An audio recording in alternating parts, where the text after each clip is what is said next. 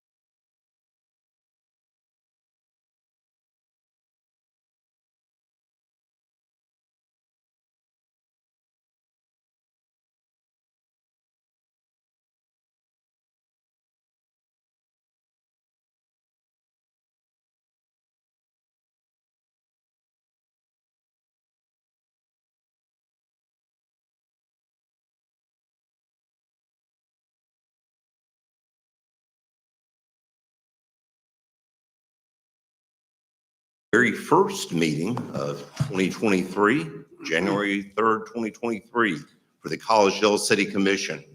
Thank all of you for being here with us this evening. And as we begin our meeting this evening, I've asked Vice Mayor Tim Johnson to lead us in the invocation and pledge of allegiance. All right, shall we pray? Dear God, we thank you for this opportunity to be here tonight. We thank you for the many opportunities we have to serve the people of the city of Collegedale, and thank you for all the input we receive over time. We also ask that you guide us into 2023 and help us make the decisions that's best for the city. I know we closed out 2022 on some unique features that happen in the city, but we're looking forward to 2023. We ask in your name, amen. Shall we stand? I pledge allegiance to the flag of the United States of America and to the republic for which it stands, one nation, under God, indivisible, with liberty and justice for all.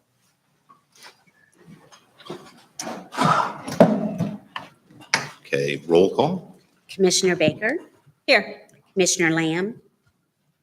Here. Commissioner Sadler, Here. Vice Mayor Johnson, Here. Mayor Lloyd. Here.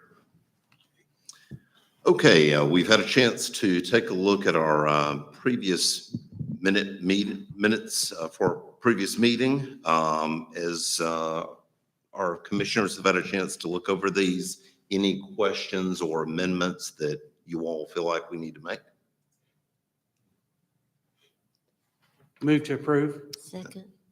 Okay, we have a motion to approve by Vice Mayor Johnson, Commissioner Lamb second, and roll call, please. Commissioner Baker, Yay. Commissioner Lamb, Yay. Commissioner Sadler, Yay. Vice Mayor Johnson. Yay. Mayor Lloyd. Yay. And we open the meeting now up to comments from our citizens. If there are any citizens that would like to make a public comment, we ask that you step up to the podium or step up to the microphone, give us your name and address. And Mr. Bartow. David Bartow, 11901 Meadowview Road, Georgetown. I just wanted to, I didn't get a chance to get up in the last meeting, and it was so busy that I figured, well, I'll wait till this meeting. But I wanted to thank former Mayor Lamb for 8 great years of being mayor of Collegedale, and wanted to just quick little history about how we got to the standards and landscaping standards and signs and everything else. Katie and me literally sat at the dining room table at our old red house on Asher Lane and took files that we had gotten from various other cities, and we couldn't figure out how to copy and paste them from their websites. So we typed in over 80 pages of various documents into a Word program. And it was a project. And Katie was there the whole time. So I was telling our donor group today on a separate project so that it was a little audacious of the city of Collegedale. We literally had standards before we had planners. So it was, we got the cart before the horse a little bit, but they've saved us from, basically metal buildings and billboards and no landscaping and various things like that. But I just wanted to thank Katie for 8 years of being a great mayor, and the board thanks her from Collegedale tomorrow, and that was why I got up. Thank you, David. Appreciate it. Well, you've certainly done a lot in 8 years, so thank you for such great work. Any other citizens that would like to make a public comment?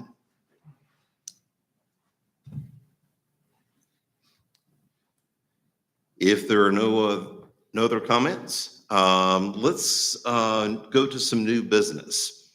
We've had a chance to look over the fiscal year 2022 audit report.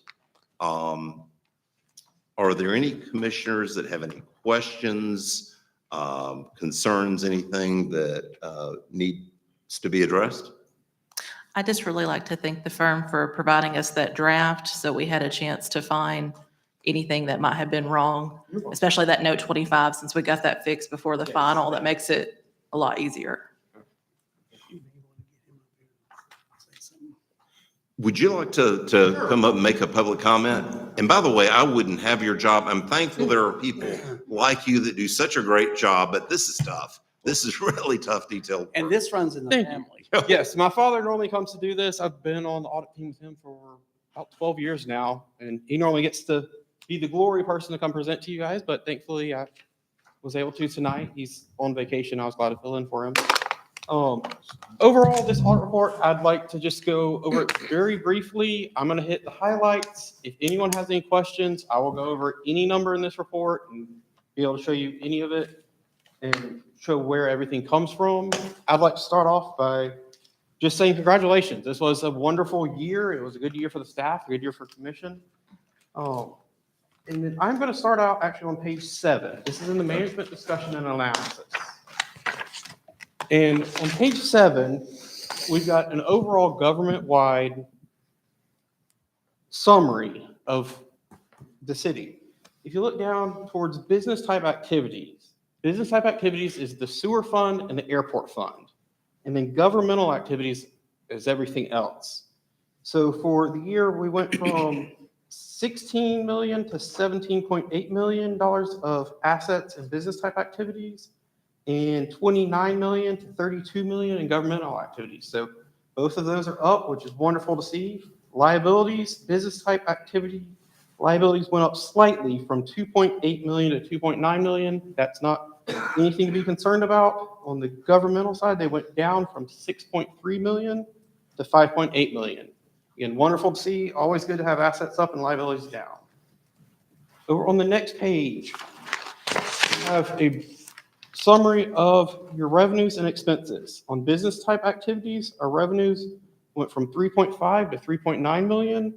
On the governmental side, we went from 12.8 million to 13.8 million.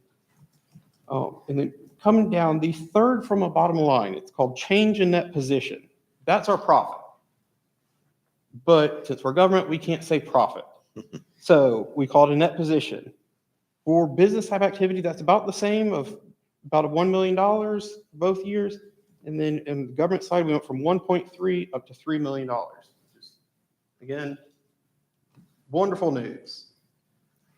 Over on page 15 and 16, we have the exact same information I just showed you, just presented with more detail. If you have any questions, this is where all of the detail and all of the backup for those 2 pages are. This is just done in the governmental standards that we have to present for GASB.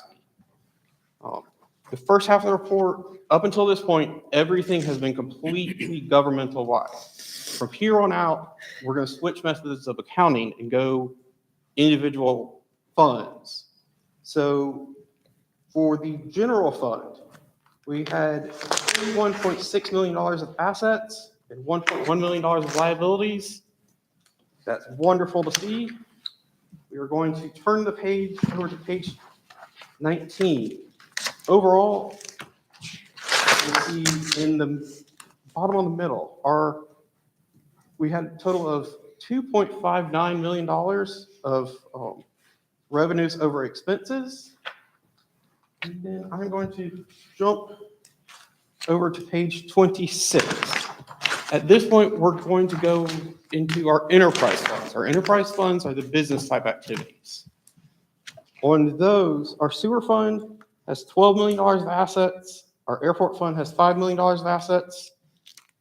And then on the next page, on page 27, our airport fund this year made a profit of $15,000. That is wonderful to see. Airport fund is always one that we've struggled with, trying to turn a profit. The state always wants us to make a profit. That is wonderful to see. So we had a profit of $15,000 in the airport fund and a profit of $1.1 million in the sewer fund. I'm going to turn now all the way back to page 50. This is a note about the pension plan. And I want to note the pension plan specifically because the pension plan, it takes the state actuaries to come up with all of these numbers. We do not come up with these numbers. They come from the state. And we had to wait, I think it was about a month and a half longer than normal to get those numbers from the state this year, which is why I'm here in January instead of December. Normally, I'd be here sooner to give this report, but with all of the changes in interest rate, the actuaries were a little behind this year, and took a little longer to get us our information, so it took a little longer to get the report. The big thing with pensions, though, is they are a year behind. They go from 6/30 of 20 to 6/30 of 21 because it takes actuaries a year to get those reports to us. Now, for us this year, we went from having a pension liability of $47,000 to a net pension asset, which it looks funny because it's in brackets, but a net pension asset of $778,000. I want to pay special attention to that number because that is all 1 year behind. So that is up until how the market did and how interest rates were up until 6/30 of 21. We know from 6/30/21 to 6/30/22, already those numbers are going to go down just because the market has gone down. So I would not be surprised to see it go back to a pension liability next year.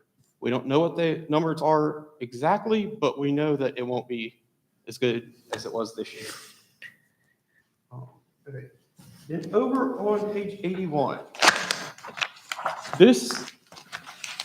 we have a schedule of all our federal and state awards. These are all the grants that the city got. And because we spent more than $750,000 of federal grant funds, we had to do a single audit this year. Single audit is a whole extra audit that is a compliance audit on top of a financial audit.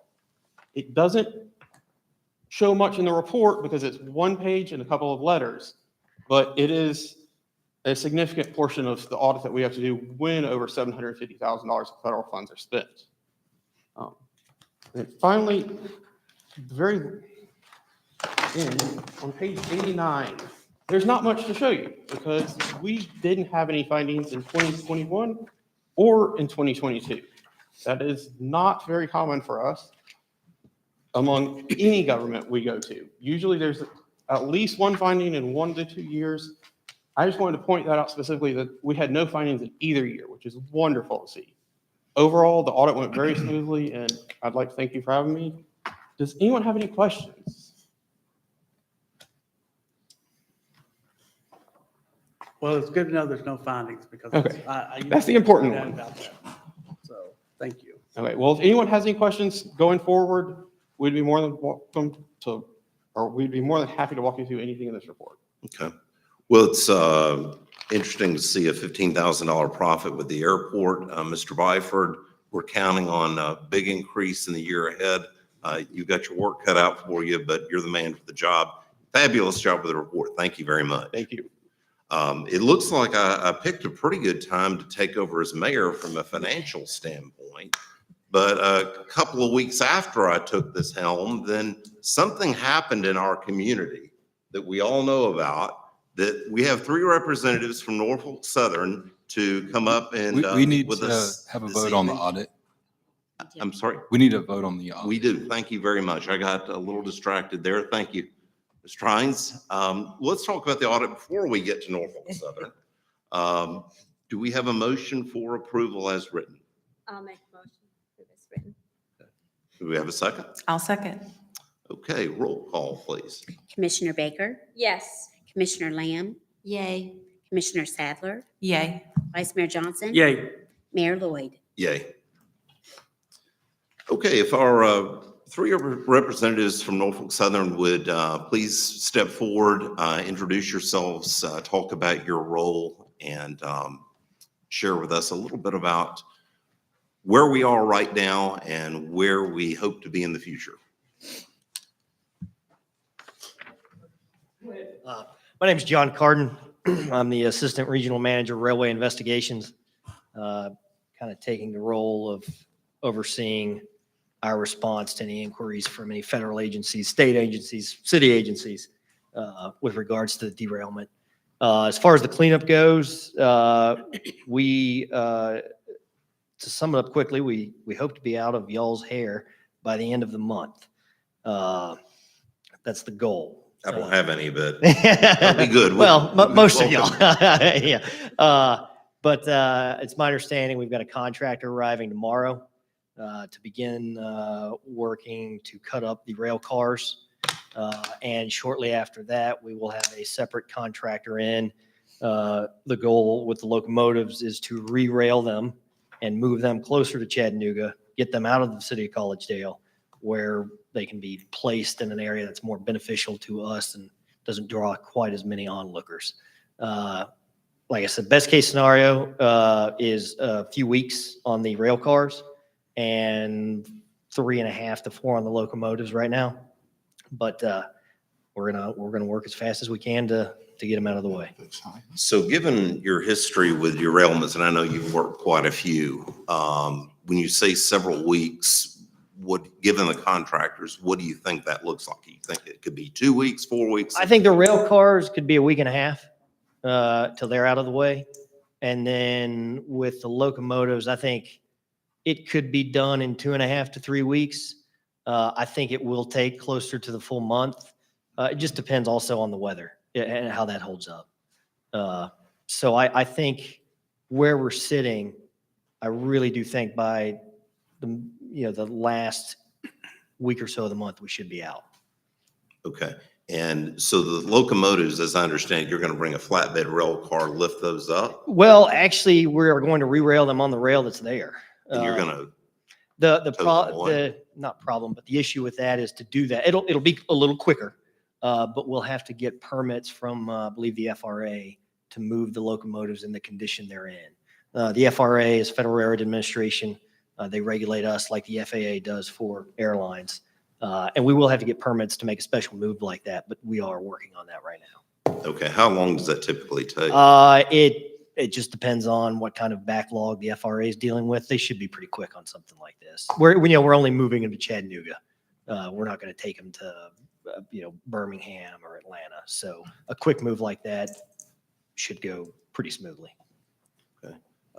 Other commissioners, any questions you all have? I've just been really amazed at how quickly you were out there. It was like watching the Army move in that night. Thank you. Yeah, you were amazing how we all were just in disbelief at how quickly the rail line reopened. That was amazing. Well, thank you. I'd like to apologize on behalf of the railroad for the inconvenience that it did cause everybody. But thank you for those words there. And obviously our concern is for the safety of everyone out there, because we have had a number of onlookers at our newest tourist attraction in the city of Collegedale. Absolutely. Yeah, I'll pitch this to Mike Frog. Yeah. So Michael Frog, Special Agent in Charge for Norfolk Southern Police out of Birmingham. I'm responsible for this area up here in Chattanooga. I have 2 agents that cover this area. Unfortunately, I cover about 550 miles of track in 3 different states. So trying to be stationary at this one site is not always possible. We Sure. have increased our patrols through here. We've hung some police tape to try to deter some of the trespassing efforts.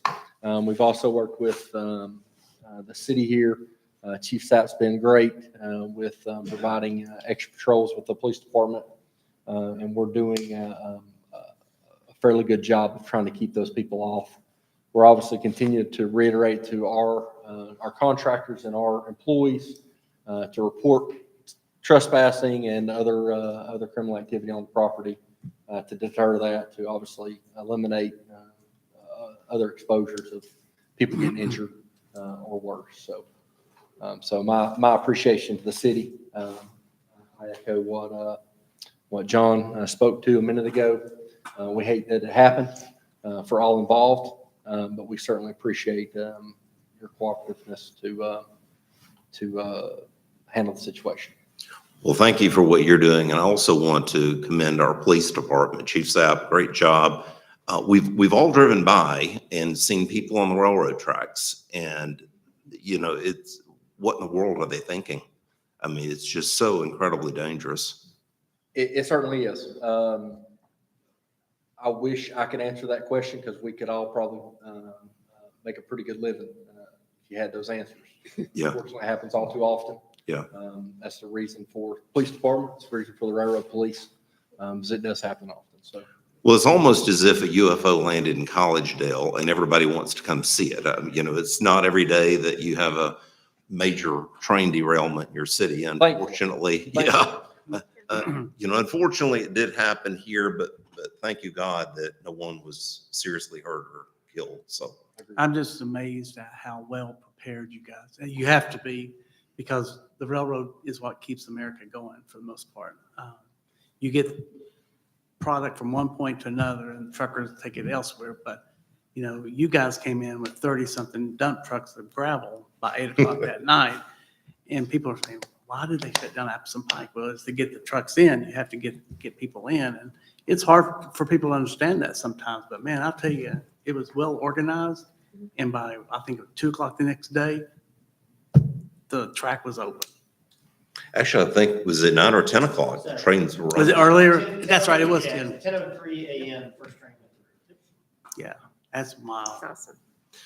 And so we also have one other gentleman, Mr. Wood, and you tell the commission a little bit about your role with Norfolk Southern. Yeah, I'm Robert Wood. I'm the system manager of hazardous materials with Norfolk Southern. And hazardous materials is kind of a misnomer. We actually handle everything environmental cleanup that happens line of road, whether it's haz or non-haz.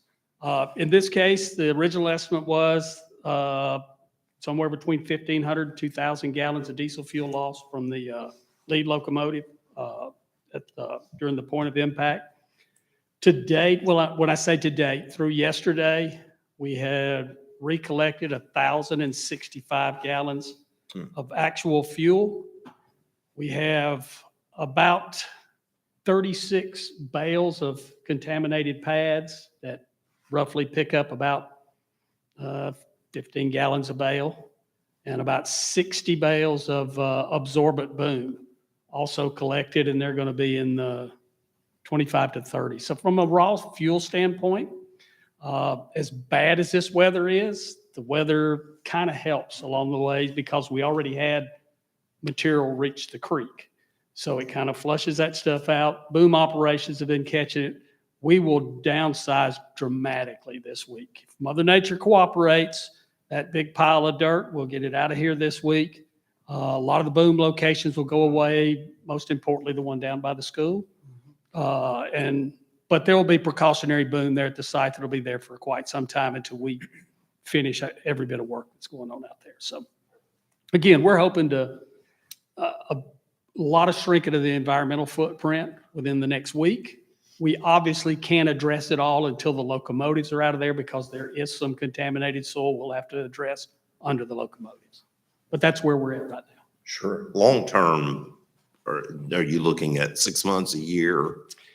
To be honest with you, once the scrap and everything's out there, we will be able to should be able to do a final address on the site. We'll come in and grade it, prep with grass, whatever needs to be done. There'll be some, there's a lot of infrastructure that's got to go in place to get these locomotives out.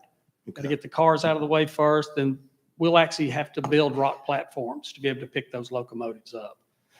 So everything that we build in there, we have to unbuild when we get through. So I'm with him. I think within a month, we should look good, but we'll stay on top of it. Mother Nature will have as much to do with that as anything. A little hard to dig mud.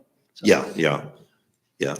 I tell you, it sure be interesting to have a video of the time lapse of them stacking that and getting that train up. I'm telling you, I think everybody would enjoy watching that. I think that We did. it's amazing. Yeah, I know. But you can see how much they're interested. Oh, yes, yes. Was there much damage to the ecological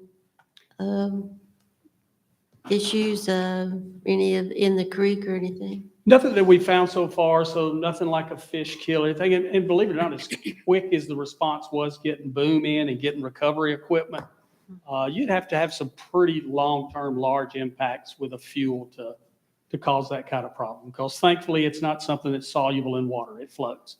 So it's easy for us to find. I know that I was out there yesterday with my kids and my grandson walking it, and people were walking their dogs and so forth. The dogs were going up to the creek, up past the duck pond, and they go there to try to drink the water, and they were actually turning away. And I was telling the owners, I said, don't allow them to drink because the booms and things are out there. I said, if a dog can sense it, why would you take them down in there to try to get them to drink? You know, so they have a lot more common sense than humans sometimes, you know. But it looked good. People were still trying to fish. And they were having a good time whether they were catching anything or not. Life goes on. Life goes on. Well, you've done just a phenomenal job. We Yes. appreciate you trying to return our city back to a clean state, and we appreciate the work that you've done. One of the things my staff does is we do outreach, first responder training. I know Chris Birch is up here, David Patton as well have done a tremendous amount of training through here. We'll remind you, your police officers, your EMA, your firefighters in this area, if there's any kind of specialized training, environmental response, especially with rail, We provide that free of charge. We do that. We train in excess of 5,000 first responders a year across our network, free of charge. We can bring it to the station level. The safety train was actually here in Chattanooga last year. I think it was last year. So it'll be back through here possibly again next year. Okay. But feel free to reach out to any of us anytime. We're happy to provide that training. And they have come up to Tri-Community, the Yes. admin, and I think it was a 4.5 hour Yep. lecture that he did. And it's interesting what you can learn about what's on the cards and by reading the numbers and stuff. So Well, we actually added some new tools to the toolbox this year that the safety train is one thing that goes around. You got to have a large amount of infrastructure and around it to be able to hold classes there. But we have built 2 training trailers, so we can do a lot of the hands-on stuff.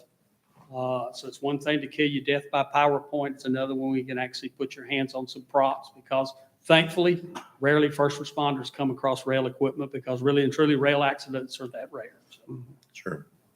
So let me ask, when they come, commissioners can come to the training? you'd have to ask him. I'm sorry. Oh, I'm sorry. For example, when they come to train, is it okay for like commissioners, or do they have to be the MTs, the police, and so forth? No, we'll open that training up to you. I will tell you, we've done, at most of our safety train stops, our government relations group reaches out to local, state, and federal because that would officials, be wherever they're interesting at. for me We'll to actually do understand. some presentations, walk them through the train, actually walk you up through a locomotive, show you what it actually looks like. So Because I would like to just educate myself. Helps me to understand your job better. So, it's good. Really, the first part of it is we do a regular, what we call a railroad. Yeah. Kind of gives basic operations, Well, I was in safety awe. around the rail. when I was out there walking it and just looking, observing how everyone was working, and, you know, I was very amazed, very, very amazed, and it's very well to be commended. Thank you. Yes. Yeah, thank you very Thank you, much. gentlemen. We appreciate the 3 of you being here tonight, and we, as a city, appreciate your efforts. Thank you very much. Anything that you can continue to do to keep this timeline on track, we would appreciate back on track. And pardon the pun, but we appreciate all that you are doing, and we look forward to having a greater partnership with Norfolk Southern. So thank you very much. Thank you.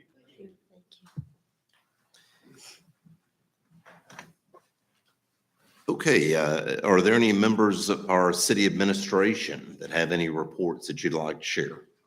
A reminder that we have a beer board meeting Tuesday, the 17th at 5:50. And the next commission meeting will be Tuesday, the 17th. 17. Correct, rather than Monday due to the holiday.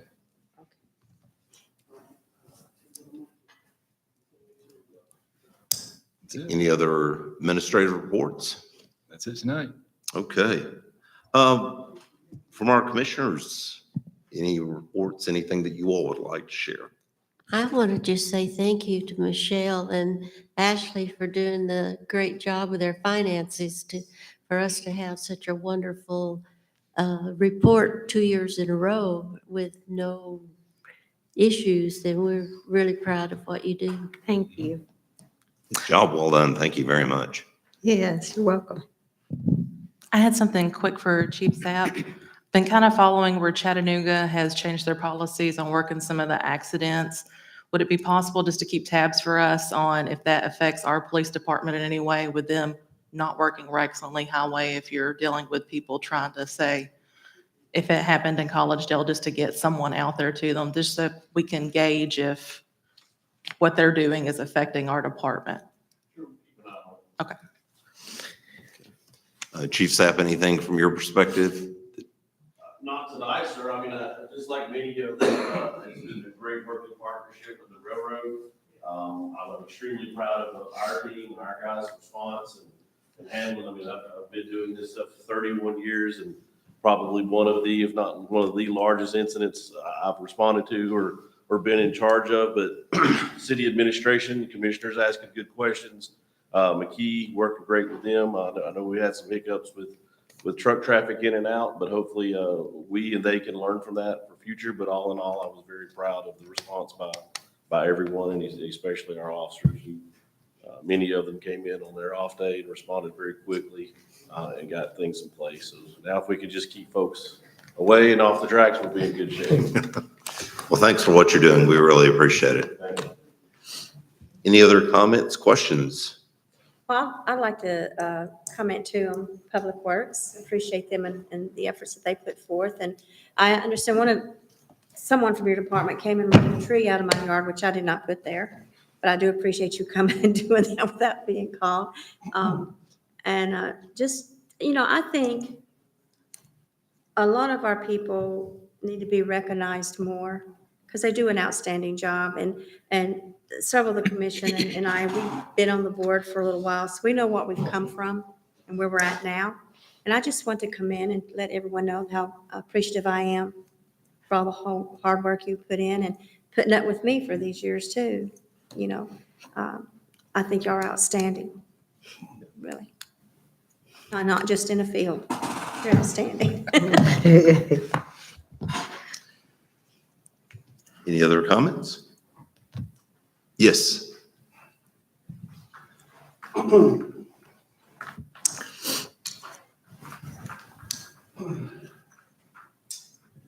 Good evening, ladies and gentlemen. I just felt it appropriate with the whole railroad incident. I wanted to give credit where credit was due.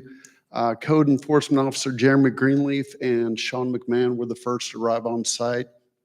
They were at the Economic Development Center, and I just wanted to publicly thank them for their quickness to respond in the time of need. So, Now, were you there? I was on vacation. Okay. So, but I heard all about it, and I obviously fielded phone calls regarding the incident that took place, but they were very quick to respond to Jeremy's skills working with the Cleveland Fire Department full-time. He was able to administer first aid to the person that had some minor injuries regarding that incident. So just wanted to publicly thank both of them. So thank you. Andrew, while you're up here, I have a quick question. I saw where Eastridge utilized a grant to get safety vests for their code enforcement officers. Do we currently have them for our codes guys? Every year, I try to attend a national conference for code enforcement people, and I'm constantly astonished at how many jurisdictions like literally have nothing. But we currently have body cams, we have body armor, and we have pepper spray and police radios. So I feel like we definitely have been very proactive to make sure that they're not putting themselves unnecessarily in harm's way. So, Okay, great. So we have vests for everybody. Awesome. yes. Okay. Thank you. Job well done. I also want to commend Vice Mayor Johnson. You were a first responder to the incident, and we appreciate your work. You were Thank you. one of the first ones, as I understand it. I was not the first one, as you heard, but I mean, we were there pretty quickly, so. Yeah. So, Yeah. And I want to make a comment if I can real quick. Sure. Before you close up. So I was opposed to painting City Hall, I'll be honest with you. I felt like we could use the money else doing something, but it actually looks pretty good. And, so I will say, I hate to say I'm eating my words, but it does look good. And I think it was probably money well spent. So it did liven up, and maybe this table, we could paint it black or something to match. So that's all I have. Okay. It does looks very, very good. It does. Okay, if there is no other business, do we have a motion for adjournment? Move to adjourn. Second. All in favor, say aye. Aye. Aye. And we are adjourned. I want to let the dog. It's email.